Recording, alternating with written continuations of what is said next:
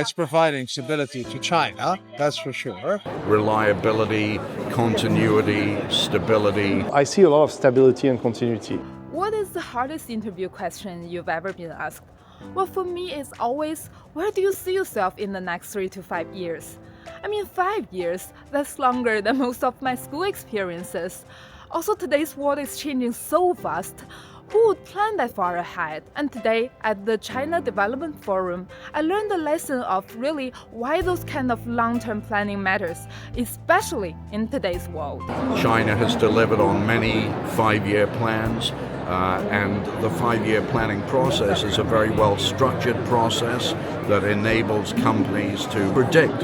And this is something that companies really have to have, and they have to have a reliable partner. And perhaps in contrast to some other country. From the point of view of a serious technological enterprise that is building factories, it's incredibly important to have a perspective, a horizon of development, and then B, the coordination of every level of government in China around this plan. The China market is a very big market. It's the biggest market in the world for us. 10 million elevators out of 25 million elevators. And it's a market that's changing a lot. So we are very thankful for the clarity that the China government is bringing in where the China leadership wants to bring the country, because clarity means that we can invest and we can be clear about what will be the next business opportunity. The whole plan is the secret to understanding the growth opportunities in the future, and therefore we look at everything very thoroughly. For example, there's a lot of concern that Chinese consumers are less willing to spend money than they were before.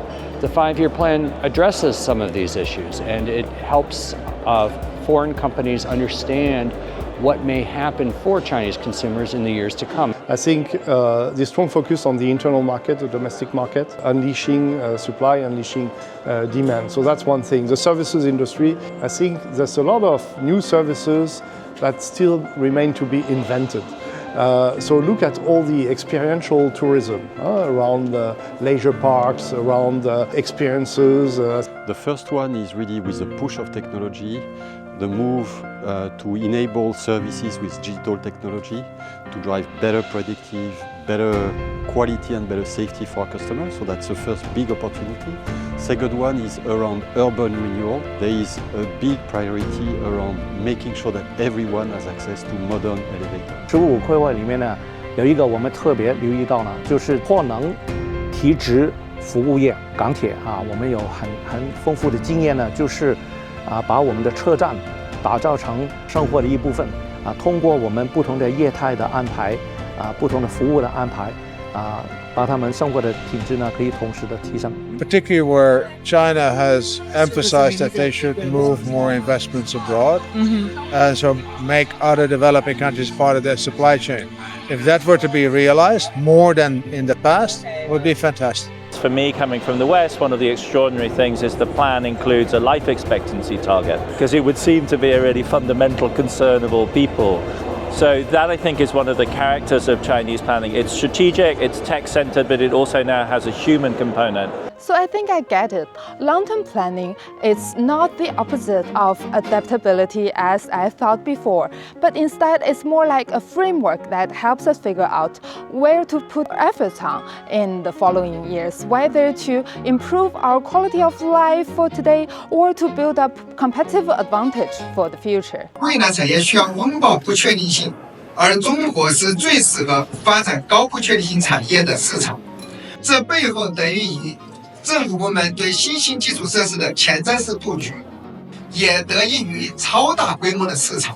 China set itself a very ambitious objective in sustainability and in this green transition. And China already is playing a big role because a lot of the technologies, solar PV, wind turbines, electrolyzers to produce hydrogen, nuclear power, and I could go on and on. A lot of the technology is commanded by China, and in electrification of cars, very strong leadership as well. It's also creating a future competitive advantage.